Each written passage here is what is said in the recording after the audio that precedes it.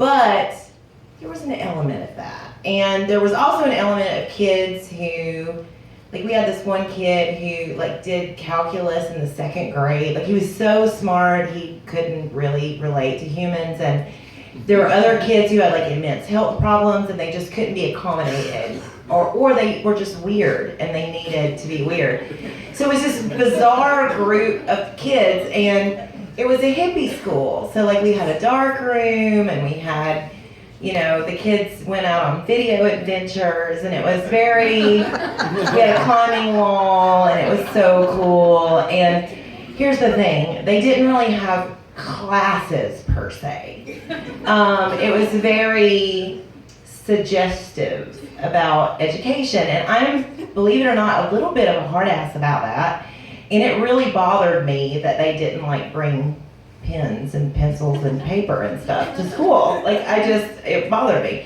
So I went to my friend who was teaching science, and we were very concerned because we had a whole group of seniors, and a lot of them, it looked like, weren't gonna do what they needed to do looking ahead down the line to finish high school. And we were like, you know, the last stop. So like they had to finish with us, or, oh my God. So she and I were trying to figure out like what can we do to like build motivation over time to get these kids through high school. So we started digging around the school, trying to think of ideas, and we found a set of boxing gloves and helmets and the whole bit.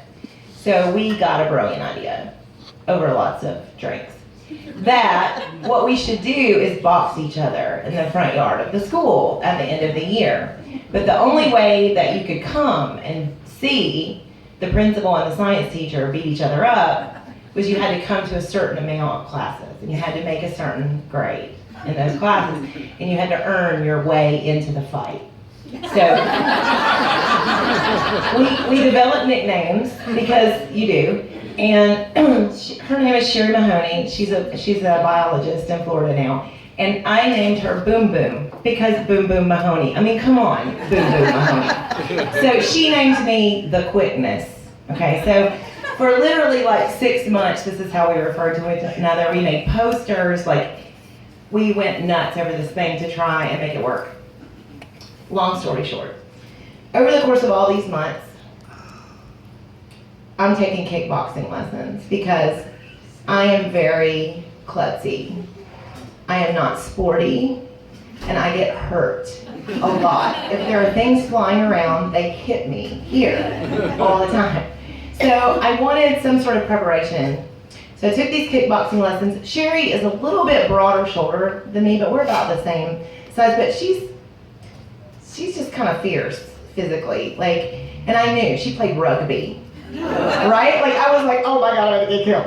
So we were prepping, we were hyping this thing like crazy. All the seniors made the requirements to get to the fight. To add, we got talked into over time allowing everybody to bet on the event. So everybody had money down. Every single person, students, teachers, parents, the board, everybody was in on this thing. Day comes, and we step into the ring. There's kids all around us. We have this makeshift ring set up in the middle of Fort Sanders.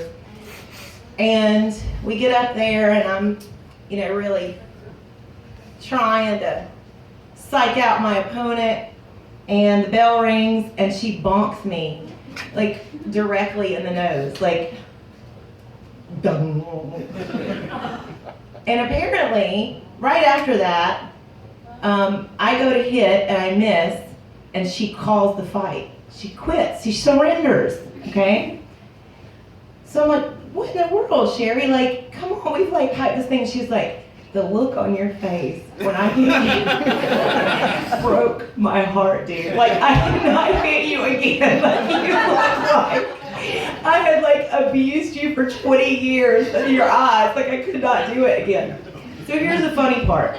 Every single person in the whole school, bar one kid, who it might be said was the most pitiful, Therefore, he was like mine. I nurtured him.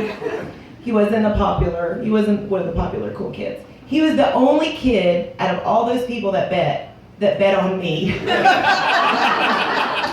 The only one. So when she forfeited, this kid won like $300. Because nobody thought that I would win. So this picture, although you cannot see it, you're more than welcome to investigate because it's its own beauty. And this was before cell phones and stuff. So this is like an artifact here.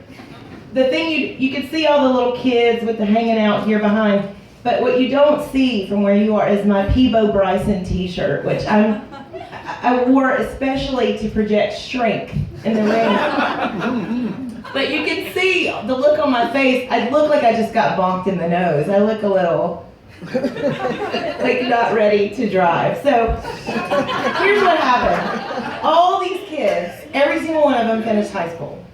Every single one of them. And we were so proud of them that we let them pick their graduation song. So they picked Highway to Hell. Which was awesome. I was not a principal anymore after that year.